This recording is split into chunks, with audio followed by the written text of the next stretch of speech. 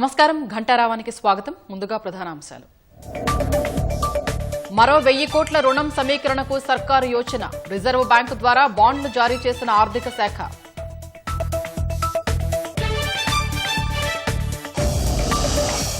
న్యూయార్క్లో హెలికాప్టర్ ప్రమాదం. కుటుంబ సభ్యులు సహా సిమెన్స్ కంపెనీ సీఈఓ దుర్మరణం.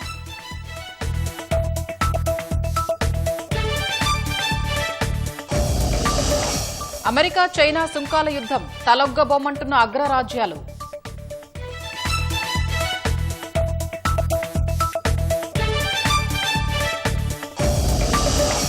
దొంగ నెల జీతం ₹1,00,000. సరికొత్త పంథా ఎంచుకుంటున్న చోరులు.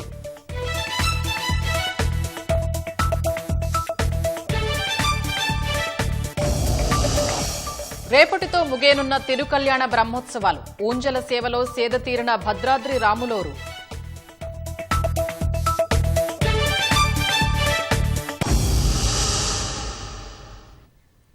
కంచ గచ్చిబౌలిలో వివాదం నెలకొన్న 400 ఎకరాల భూములు ప్రభుత్వానివేనని రేవంత్ రెడ్డి సర్కారు సుప్రీంకోర్టు సాధికార కమిటీకి చెప్పినట్లు సమాచారం. రెవెన్యూ రికార్డులు లేదా అటవీ రికార్డుల్లో కానీ అటవీ భూమిగా నమోదు కాలేదని చెప్పినట్లు తెలుస్తోంది. హెచ్సీయూకు 400 ఎకరాల భూములతో ఎలాంటి సంబంధం లేదని స్పష్టం చేసినట్లు సమాచారం. వృక్షాలను నరికినప్పుడు వాల్టా చట్టం నిబంధనలు పాటించారా అని సుప్రీంకోర్టు కమిటీ ప్రశ్నించగా అనుమతులు అవసరం లేని చెట్లు మాత్రమే తొలగించినట్లు ప్రభుత్వం చెప్పిందని తెలుస్తోంది. తీవ్ర వివాదాస్పదంగా మారిన కంచ గచ్చిబౌలి భూముల్ని సుప్రీంకోర్టు నియమించిన సాధికార కమిటీ క్షేత్రస్థాయి పరిశీలన చేసింది. అనంతరం ప్రభుత్వ అధికారులతో పాటు రాజకీయ పార్టీలు వివిధ వర్గాలతో సమావేశమైంది. ఈ సందర్భంగా ఆ 400 ఎకరాల భూములతో హెచ్సీయూకు ఎలాంటి సంబంధం లేదని, అది ప్రభుత్వ భూమి అని అధికారులు పేర్కొన్నట్లు తెలుస్తోంది. సుప్రీంకోర్టు సాధికార కమిటీ చైర్మన్ సిద్ధాంత్ దాస్, సభ్యులు సిపి గోయల్, సునీల్ అమాయే, చంద్రత్ గురువారం ఉదయం 8:30 హైదరాబాద్ సెంట్రల్ యూనివర్సిటీ చేరుకుని వివాదం నెలకొన్న 400 ఎకరాల భూముల్ని పరిశీలించారు. క్షేత్రస్థాయి పరిశీలన తర్వాత మధ్యాహ్నం 2 గంటలకు ప్రభుత్వ అధికారులతో సమావేశమయ్యారు. ఈ భేటీలో పరిశ్రమల శాఖ ప్రత్యేక ప్రధాన కార్యదర్శి Jayesh Ranjan power point presentation ఇచ్చారు. ఆ భూముల లీగల్ స్టేటస్ ప్రధానంగా వివరించారు.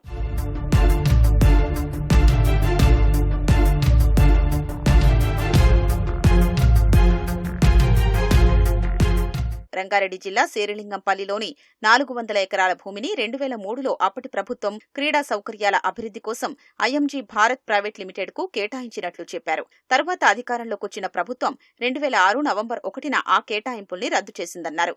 ఈ నిర్ణయాన్ని సవాల్ చేస్తూ ఐఎంజీ సంస్థ 2006లో హైకోర్టును ఆశ్రయించగా 2024 మార్చి 7న ఆ భూములు ప్రభుత్వానివే అని తీర్పిచ్చిందన్నారు. ఈ తీర్పును సవాల్ చేసిన ఐఎంజీ సంస్థ పిటిషన్ను 2024 మే 3న సుప్రీంకోర్టు కొట్టివేసిందని అధికారులు చెప్పారు.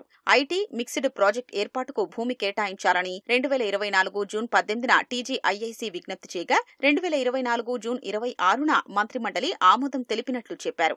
శేరిలింగంపల్లి మండలం కంచగచ్చిబౌలి గ్రామంలోని సర్వే నంబర్ 25లోని 2324 ఎకరాలు ప్రభుత్వ భూమి అని, రెవెన్యూ రికార్డుల్లోనూ అలాగే ఉందని అధికారులు తెలిపారు.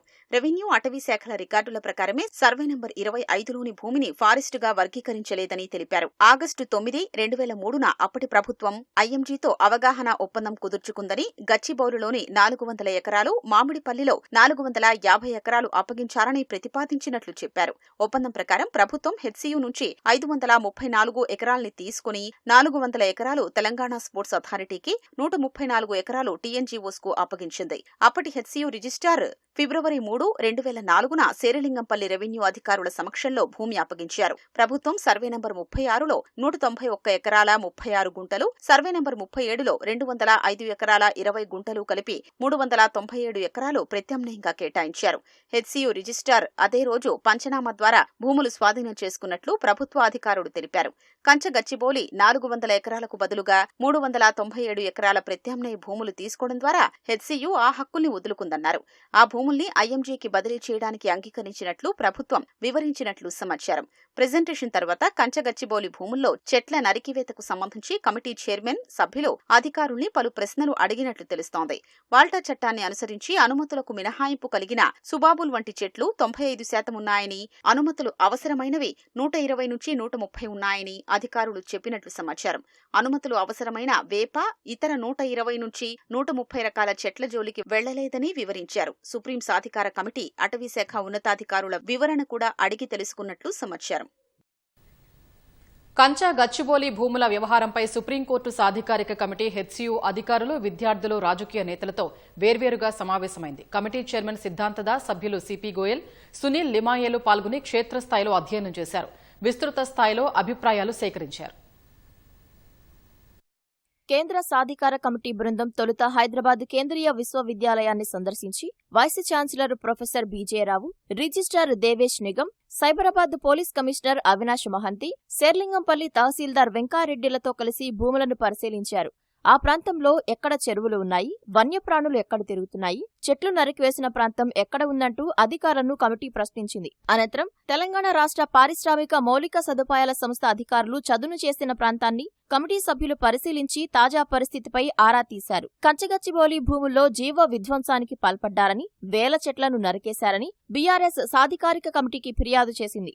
ఈ మేరకు గులాబీ పార్టీ నాయకులు హరీష్ రావు, సవిత, కలేరు వెంకటేష్, వద్దిరాజు రవిచంద్ర, దాసోజు శ్రవణ్ తదితరులు వినతిపత్రం కమిటీకి ఇచ్చారు.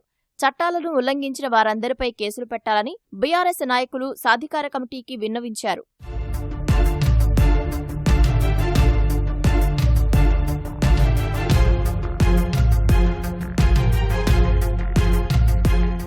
కంచగచ్చిబౌలి భూములను కాపాడేది తామేనని బీజేపీ ఎంపీలు ఈటెల రాజేందర్, కొండా విశ్వేశ్వరరెడ్డి, రఘునందన్ రావు తెలిపారు. ఈ భూముల పరిశీలనకు వచ్చిన సుప్రీం సాధికార కమిటీ సభ్యులను బీజేపీ ఎంపీలు కలిసి పరిస్థితులను వివరించారు. రాష్ట్ర ప్రభుత్వం రియల్ ఎస్టేట్ వ్యాపారాల కోసం భూములను అమ్మడం దారుణమని విమర్శించారు. బీఆర్ఎస్ అధికారంలో ఉన్న 10 ఏళ్లు అడ్డగోలుగా అమ్మేశారని ఆరోపించారు. హెచ్సియు భూముల గుండా టీఎన్జీఓ కాలనీకి రోడ్డు ఎందుకు వేశారో చెప్పాలని డిమాండ్ చేశారు.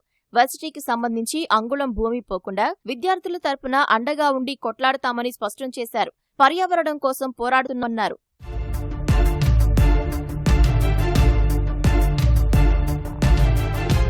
కంచగచ్చిబౌలి భూములను పరిశీలించేందుకు వచ్చిన సుప్రీంకోర్టు సాధికార కమిటీ సభ్యులు హెచ్సియు విద్యార్థి సంఘాల ప్రతినిధులతో సమావేశమయ్యారు. ఆ 400 ఎకరాల భూములన్నీ అడవులేనని విద్యార్థి సంఘ ప్రతినిధులు కమిటీ దృష్టికి తీసుకెళ్లారు. ఇది అరుదైన జీవ వైవిధ్య ప్రాంతమని, 237 రకాల పక్షిజాతులు, అరుదైన జింకలు, నక్షత్ర తాబేళ్లున్నాయని వివరించారు. వన్యప్రాణుల దాహం తీర్చేందుకు అందులో పలు చెరువులున్నాయని తెలిపారు. జింకలు, నెమళ్ల ఆవాసాలను రాష్ట్ర ప్రభుత్వం కూల్చేసిందని కమిటీ దృష్టికి తీసుకెళ్లారు. మేము రీప్లేస్మెంట్ అడగలేదండి, రిస్టోరేషన్ కోసం అడిగినాము. వేరే దగ్గర మీకు compensate, we do not want compensation, we want restoration. అక్కడ జరిగిన విధ్వంసానికి environmental assessment, environmental impact assessment ఏమన్నా ఉందా? చేయలే. అక్కడ చెట్లు నరకనీకే మీకు ఏమైనా పర్మిషన్ ఉన్నాయా? లేవు. అంత రాత్రి ఎందుకు కొట్టాల్సి వచ్చింది? అక్కడ ఏ రకమైన చెట్లు ఉన్నాయి, ఎన్ని చెట్లను ఐడెంటిఫై చేసినారు, ఎన్ని చెట్లను కొట్టినారు, ఇవన్నిటి మీద ఏ రిపోర్ట్ లేదు. అది ఉంటే పబ్లిక్ డొమైన్ లో పెట్టాలి. టీజీఐఎస్సీ కమిటీ వేసి ఆ కమిటీ ద్వారానే ఇవంతా చేసినామని అంటున్నారు. ఆ కమిటీలో కంపోజిషన్ ఏంది? ఆ కమిటీలో ఎవరైనా ఎన్విరాన్మెంటలిస్టులు ఉన్నారా, ఎవరైనా ఫారెస్ట్ అఫీషియల్స్ ఉన్నారా? ఎవరు పడితే వాళ్ళు కమిటీ వేసుకొని వాళ్ళు ఏదంటే చేయొచ్చా? ఇవన్నీ వాళ్ళ కమిటీ దగ్గర తీసుకెళ్లడం జరిగింది. ఏదైతే జింక బయటికి వెళ్ళిందో ఆ జింక కోసం సంబంధించిన ఒరిజినల్ ఫుటేజ్ ఇవ్వడం జరిగింది. కమిటీ మాకు అనుకూలంగా స్పందించింది. అన్ని మాకున్న ఎవిడెన్స్ మొత్తం ఇచ్చినాము.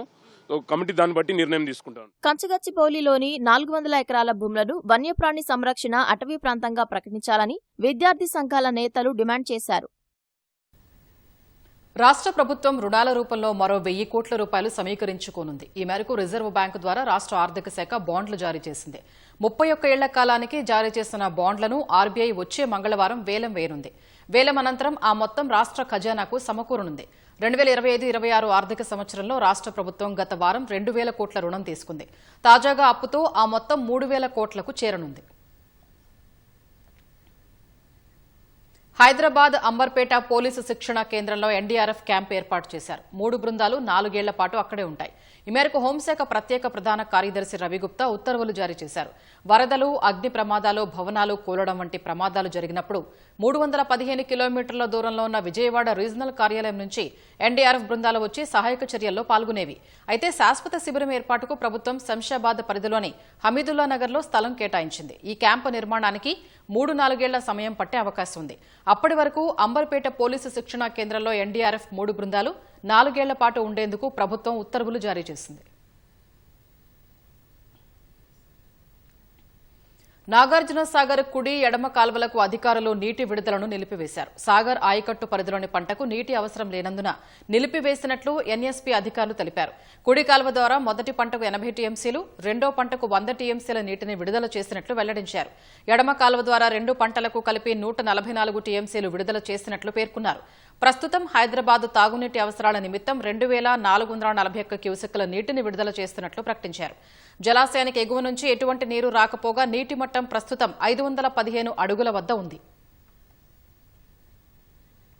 అమెరికాలోని న్యూయార్క్లో పర్యాటక హెలికాప్టర్ ప్రమాదవశాత్తు నదిలో కుప్పకూలింది. ఈ దుర్ఘటనలో జర్మనీకి చెందిన దిగ్గజ technology company Siemens company Spain విభాగాధిపతి సీఈఓ అగస్టన్ ఎస్కోబార్ కుటుంబంతో సహా దుర్మరణం చెందారు. ఎస్కోబార్ కుటుంబంతో కలిసి న్యూయార్క్ పర్యటనకు వచ్చారు. వీరు ప్రయాణిస్తున్న హెలికాప్టర్ హడ్సన్ నది మీదుగా వెళ్తున్న సమయంలో ప్రమాదానికి గురైంది. గింగిరాలు తిరుగుతూ నదిలో తలకిందులుగా పడిపోయింది. అనంతరం మంటలు చెలరేగడంతో హెలికాప్టర్లో ఉన్న 6 మృతి చెందారు. వీరిలో ఎస్కోబార్, ఆయన భార్య, 3 పిల్లలతో పాటు పైలట్ కూడా ప్రాణాలు కోల్పోయినట్లు అధికారులు వెల్లడించారు. ప్రమాదానికి గురైన బెల్ 206 చాపర్ను న్యూయార్క్ హెలికాప్టర్ టూర్స్ విభాగం సైట్ సీయింగ్ కోసం వినియోగిస్తోంది. సమాచారం అందుకున్న రెస్క్యూ సిబ్బంది ఘటనా స్థలంలో బోట్ల సాయంతో సహాయక చర్యలు చేపట్టారు. గాల్లో ఉండగానే హెలికాప్టర్లోని ఒక భాగం విరిగిపోయిందని అధికారులు పేర్కొన్నారు. ఈ ప్రమాదానికి సంబంధించిన దృశ్యాలు సామాజిక మాధ్యమాల్లో వైరల్గా మారాయి. ఈ ఘటనపై అమెరికా అధ్యక్షుడు డొనాల్డ్ ట్రంప్ దిగ్భ్రాంతి వ్యక్తం చేశారు. అమెరికా, చైనా మధ్య సుంకాల యుద్దం కొనసాగుతోంది. డ్రాగన్ ఉత్పత్తులపై ఇప్పటికే 125% సుంకాలు విధించిన అగ్రరాజ్యం తాజాగా వాటిని 145%కి పెంచినట్లు తెలిపింది. గతంలో ఫెంటనిల్ అక్రమ రవాణాకు సంబంధించి చైనాపై అమెరికా 20% సుంకం విధించింది. ఆ 20%తో కలిపి మొత్తం 145% సుంకాలు చైనా వస్తువులపై విధిస్తామని శ్వేతసౌధం వెల్లడించింది. అమెరికా తాజా చర్యపై చైనా స్పందించాల్సి ఉంది. అమెరికా ఈ యుద్దాన్ని ఎంత దూరం తీసుకెళ్లినా ధీటుగా బదులు చెప్పేందుకు సిద్దంగా ఉన్నామని డ్రాగన్ ఇప్పటికే స్పష్టం చేసింది. చైనీయులు ఎవరికీ భయపడబోరని తెలిపింది. తొలుత చైనాపై 20% సుంకం విధించిన ట్రంప్ ఈ నెల 2న అదనంగా మరో 34% టారిఫ్లు ప్రకటించారు. వెంటనే స్పందించిన చైనా వాషింగ్టన్పై ప్రతీకారంగా 34% సుంకాలు విధించింది. తమను రెచ్చగొడితే మరిన్ని సుంకాలను విధిస్తామన్న ట్రంప్ క్రమంగా వాటిని 145%కి పెంచారు. ముంబై ఉగ్రదాడి కేసులో ప్రధాన సూత్రధారి తహవ్వూర్ హుస్సేన్ రాణాను కోర్టు ఎన్ఐఏ కస్టడీకి అనుమతించింది. 20 రోజుల పాటు కస్టడీకి ఇవ్వాలని దర్యాప్తు అధికారులు కోరగా 18 రోజులకు న్యాయమూర్తి అనుమతించారు. ఎన్ఐఏ డీజీ సహా 12 మంది అధికారులు ప్రశ్నించనున్నారు. అంతకుముందు కట్టుదిట్టమైన భద్రత మధ్య తహవ్వూర్ రాణాను పటియాలా హౌస్ కోర్టుకు తరలించారు. 2008 ముంబై ఉగ్రదాడి ప్రధాన కుట్రదారుల్లో ఒకడైన తెహ్వూర్ హుస్సేన్ రాణాను ఎన్ఐఏ ఢిల్లీలోని పటియాలా హౌస్ కోర్టులో హాజరుపరిచింది. 20 రోజుల కస్టడీకి అప్పగించాలని ఎన్ఐఏ తరపు సీనియర్ న్యాయవాది దయాన్ కృష్ణన్, ప్రత్యేక పబ్లిక్ ప్రాసిక్యూటర్ నరేంద్రమాన్ కోరారు. 2008 దాడుల వెనుక ఉన్న పెద్ద కుట్రను వెలికితీయడానికి రాణాను విచారించడం అవసరమని వాదించారు. దాడుల ప్రణాళికలో నిందితుని పాత్రపైన విచారణ చేయాల్సి ఉందన్నారు. నేరపూరిత కుట్రలో భాగంగా ప్రధాన నిందితుడు డేవిడ్ కోల్మన్ హెడ్లీ భారత పర్యటనకు ముందు ఆపరేషన్కు సంబంధించిన మొత్తం సమాచారాన్ని రాణాతో చర్చించాడని ఆరోపించారు. తన ఆస్తులు, వస్తువులకు సంబంధించిన వివరాలను హెడ్లీ రాణాకు ఈమెయిల్ చేశాడని తెలిపారు. దాడి కుట్రలో పాకిస్తాన్కు చెందిన ఇలియాస్ కశ్మీరీ, అబ్దుల్ రెహమాన్ ప్రమేయంపైన హెడ్లీ రాణాకు తెలియజేశాడని ఎన్ఐఏ కోర్టుకు తెలిపింది. ఎన్ఐఏ తరపు వాదనలు విన్న ఎన్ఐఏ కోర్టు ప్రత్యేక న్యాయమూర్తి చందర్జిత్ సింగ్ ను 18 రోజుల కస్టడీకి అప్పగించారు. అనంతరం రాణాను ఢిల్లీలోని ఎన్ఐఏ ప్రధాన కార్యాలయానికి తరలించారు. దాడి వెనుక ఉన్న కుట్రను ఛేదించడానికి రాణాను ప్రశ్నిస్తామని ఎన్ఐఏ ప్రకటనలో తెలిపింది. విచారణ ప్రారంభించే ముందు జడ్జి వాదనలు వినిపించేందుకు న్యాయవాది ఉన్నారా అని రాణాను అడిగారు. తనకు ఎవరూ లేరని బదులిచ్చారు. ఢిల్లీ లీగల్ సర్వీసెస్ అథారిటీకి చెందిన న్యాయవాది వాదనలు వినిపిస్తారని తెలిపారు. రాణా తరపున వాదనలు వినిపించేందుకు న్యాయవాది పీయూష్ సచదేవాను నియమించారు. అంతకుముందు కట్టుదిట్టమైన భద్రత మధ్య రాణాను పటియాలా హౌస్ కోర్టుకు తరలించారు. జైల్ వ్యాన్తో పాటు పలు వాహనాల కాన్వాయ్ను వినియోగించారు. ప్రత్యేక సాయుధ స్వాట్ వాహనం, అంబులెన్స్ కాన్వాయ్లో ఉన్నాయి. భద్రతా కారణాల దృష్ట్యా రాణాను పటియాలా హౌస్ కోర్టుకు తీసుకొచ్చే ముందు పోలీసులు, మీడియా ప్రతినిధులను, ఇతరులను కోర్టు ప్రాంగణం నుంచి బయటకు పంపించారు. 2008లో ముంబైలో ఉగ్రదాడులకు దావూద్ డేవిడ్ కోల్మన్ హెడ్లీతో పాటు పాకిస్తాన్కు చెందిన ఇతర కుట్రదారులు, లష్కరే తోయిబా, హుజీ ఉగ్ర సంస్థలతో కలిసి రాణా కుట్ర పన్నాడనే ఆరోపణలు ఉన్నాయి. ఒకప్పుడు ఆర్టీసీ అంటే డొక్కు బస్సులు పొగ బస్సులనే విమర్శలుండేవి. ఆ ముద్రను పోగొట్టేందుకు ప్రభుత్వం చర్యలు చేపట్టింది. అందులో భాగంగా దశలవారీగా హైదరాబాద్ సహా కరీంనగర్, నిజామాబాద్లలో విద్యుత్ బస్సుల్ని రోడ్డెక్కించారు. మరో నెల రోజుల్లో రాష్ట్ర వ్యాప్తంగా మరో 314 బస్సుల్ని అందుబాటులోకి తీసుకొచ్చేందుకు ఆర్టీసీ యాజమాన్యం చర్యలు చేపడుతోంది. రాష్ట్రంలో విద్యుత్ బస్సుల సంఖ్య క్రమంగా పెరుగుతోంది. ఏప్రిల్ నెలాఖరు వరకు మరో 314 విద్యుత్ బస్సుల్ని అందుబాటులోకి రానున్నాయి. వీటిని గ్రేటర్ హైదరాబాద్తో పాటు కరీంనగర్, నిజామాబాద్, వరంగల్, సూర్యాపేట, నల్గొండ జిల్లాలకు సంస్థ కేటాయించింది. డీజిల్ బస్సులతో వాయు కాలుష్యం ప్రధాన సమస్యగా మారింది. పైగా ఏళ్ల నాటివి కావడంతో విపరీతమైన పొగను వెదజల్లుతున్నాయి. జీరో కాలుష్యం లక్ష్యంగా విద్యుత్ బస్సుల కొనుగోలు వైపు ఆర్టీసీ మొగ్గు చూపుతోంది.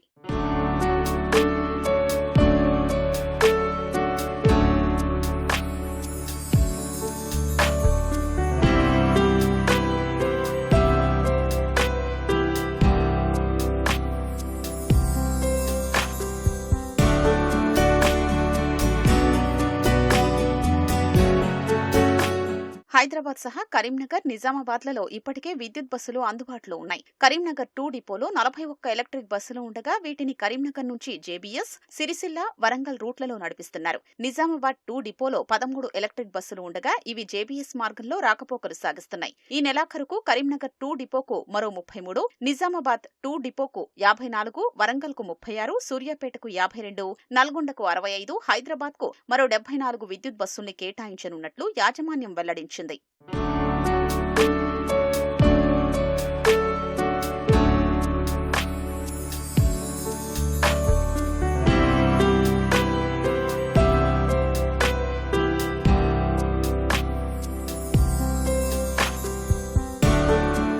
గ్రేటర్ హైదరాబాద్ పరిధిలో 2870 డీజిల్ బస్సులున్నాయి. వీటి నుంచి రోజు టన్నుల కొద్దీ కాలుష్య ఉద్గారాలు వెలువడుతున్నట్లు అధికారులు అంచనా వేస్తున్నారు.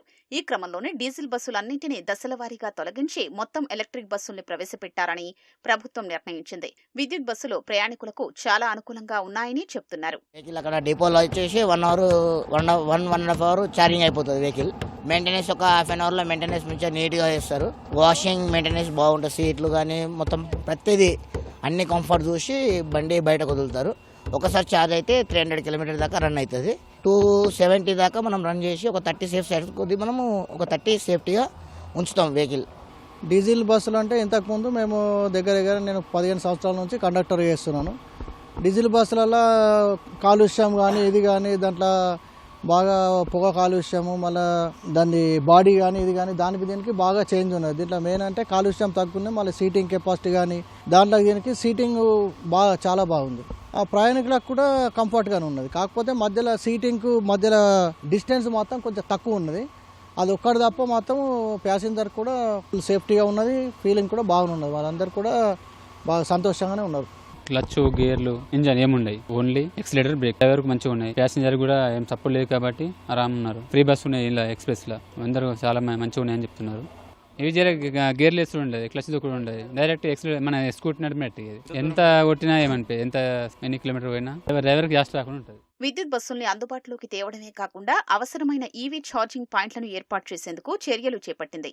ఇప్పటికే పలు డిపోల్లో ఈవీ ఛార్జింగ్ పాయింట్లను ఆర్టీసీ యాజమాన్యం ఏర్పాటు చేసింది. రాష్ట్ర వ్యాప్తంగా యాసంగి వరిధాన్యం కొనుగోలు కేంద్రాల్ని అధికారులు, ప్రజాప్రతినిధులు ప్రారంభిస్తున్నారు. జనగామ జిల్లా స్టేషన్ ఘన్పూర్ మండలం తానేదార్పల్లిలో ఐకేపీ కొనుగోలు కేంద్రాన్ని ఎమ్మెల్యే కడియం శ్రీహరి ప్రారంభించారు. యాసంగిలో కూడా సన్నాలకు 500 రూపాయలు బోనస్ వస్తోందని స్పష్టం చేసిన ఆయన రైతులను సన్నాలు పండించేలా ప్రోత్సహించాలనే ఉద్దేశంతోనే ప్రభుత్వం బోనస్ ఇస్తోందని తెలిపారు. ఖమ్మం జిల్లా నేలకొండపల్లిలో పర్యటించిన కలెక్టర్ ముజమ్మిల్ ఖాన్ నేరుగా రైతులతో మాట్లాడి వారు ఎదుర్కొంటున్న సమస్యల్ని అడిగి తెలుసుకున్నారు. పండించిన పంటను తొందరపడి దళారులకు అమ్మి మోసపోవద్దని సూచించారు. నిజామాబాద్ జిల్లా ఆర్మూర్, జక్కరాన్పల్లి, మోర్తాడు మండలాల్లో ఏర్పాటు చేసిన ఐకేపీ ధాన్యం కొనుగోలు కేంద్రాలను కలెక్టర్ రాజీవ్ గాంధీ హనుమంతు పరిశీలించారు. రైతుల నుంచి సేకరించిన ధాన్యం వివరాల్ని అడిగి తెలుసుకున్నారు. రైతులతో కాసేపు ముచ్చటించి వారి ఇబ్బందుల్ని అడిగి తెలుసుకున్నారు. సిద్దిపేట జిల్లాలోని ఐకేపీ కేంద్రాల్ని రాష్ట్ర ఎస్సీ/ఎస్టీ కమిషన్ చైర్మన్ బక్కి వెంకటయ్య సందర్శించారు. రైతులు దళారుల చేతుల్లో మోసపోకుండా కొనుగోలు కేంద్రాల్ని సద్వినియోగం చేసుకోవాలని కోరారు. యాసంగికి కూడా సన్నాలకు క్వింటల్ కు 500 రూపాయల బోనస్ మళ్ళీ మనకు రాబోతున్నది. మనం తొందరపడి బయట అమ్ముకుంటే వాళ్ళు 2000 రూపాయలకో 2100కే క్వింటల్ కొంటారు. మద్దతు ధర 2320. దీనికి అదనంగా మనం 500 రూపాయలు బోనస్ ఇస్తున్నాం. రైతులు సన్నాలు పండించాలని వాళ్ళని ప్రోత్సహించాలనే ఉద్దేశంతో సన్నాలకు బోనస్ ఇస్తున్నాం. ఎందుకంటే మన రాష్ట్రంలో సన్నాలు ఎక్కువ పండితే ఆ ఒడ్లు ప్రభుత్వమే కొని దాన్ని మిల్లింగ్ చేయించి ఆ బియ్యమే తిరిగి మనము పేదవాళ్లకు రేషన్ షాప్స్ ద్వారా వాళ్ళకి ఇవ్వడానికి అవకాశం ఉంటది. మన దగ్గర సన్నాలు తక్కువ పండితే వేరే రాష్ట్రం నుంచి తెప్పించి ఇవ్వడము ఖర్చుతో కూడుకున్న పని కాబట్టి ఆ ఖర్చు ఏదో మన రైతుకే ఇస్తే అది తప్పకుండా కొంత ప్రోత్సహించినట్టుగా ఉంటది. రైతులు కూడా సన్నాలు పండించే వైపు దృష్టి సారిస్తారనే ఉద్దేశంతో 500 రూపాయల బోనస్ ఇవ్వడం జరుగుతున్నది. క్యుములోనింబస్ మేఘాల వల్ల దక్షిణ తెలంగాణ వ్యాప్తంగా ఈదురుగాలులు, ఉరుములు, మెరుపులతో కూడిన వర్షాలు దంచుకుంటాయి. సూర్యాపేట జిల్లా తుంగతుర్తి, అరవపల్లి పరిధిలో కురిసిన వర్షానికి ఐకేపీ కేంద్రాల్లోని వడ్లు తడిసి ముద్దయ్యాయి. నల్గొండ జిల్లా గుర్రంపోడు మండలం ఆములూరులో పిడుగుపాటుకు గొర్రెల కాపరి మృతి చెందారు. యాదాద్రి భువనగిరి జిల్లాలోని పలు ప్రాంతాల్లో సుమారు గంటపాటు భారీ వర్షం కురిసింది. యాదగిరిగుట్ట ప్రధాన రహదారితో పాటు ఆర్టీసీ బస్టాండ్ చిత్తడిగా మారడంతో ప్రయాణికులకు అవస్థలు తప్పలేదు. ములుగు జిల్లా మంగపేట మండలం మొట్లగూడెం గ్రామానికి చెందిన ఓ రైతు నేలరాలిన పంటను చూసి మనస్తాపానికి గురై ఆత్మహత్యా యత్నానికి యత్నించాడు. రైతును ఏటూరు నాగారం ఆసుపత్రికి తరలించిన కుటుంబ సభ్యులు అనంతరం మెరుగైన వైద్యం కోసం వరంగల్ ఎంజీఎంకు తరలించి చికిత్స అందిస్తున్నారు.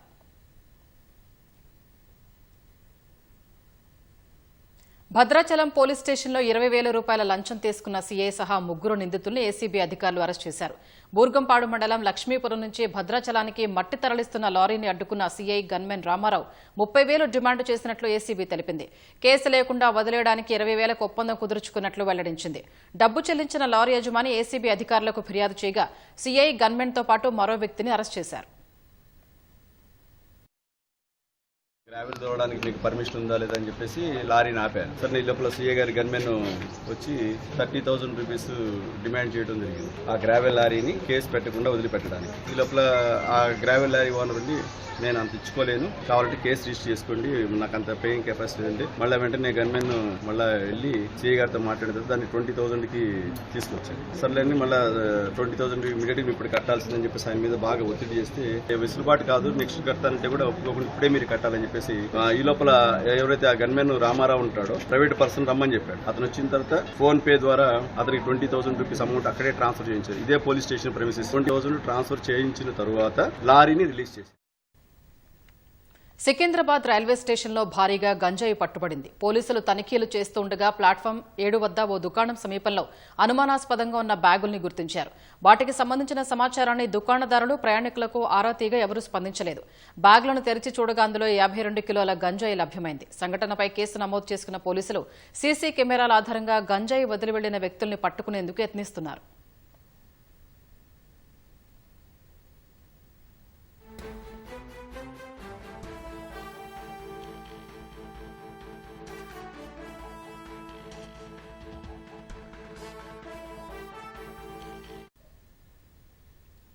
మారుతున్న కాలానికి అనుగుణంగా దొంగలు సైతం దోపిడీ పంథాను మారుస్తున్నారు. దొంగతనాలకు ఉద్యోగులను నియమించుకుని సరికొత్తగా చోరీలకు తెరలేపుతున్నారు.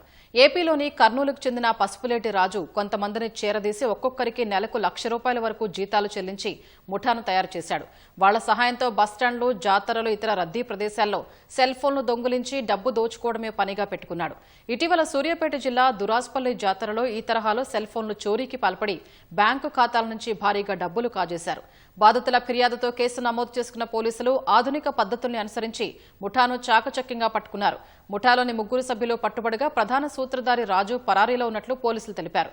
వీరి నుంచి 3,50,000 నగదు, 2 కార్లు, 6 సెల్ ఫోన్లను స్వాధీనం చేసుకున్నట్లు వెల్లడించారు.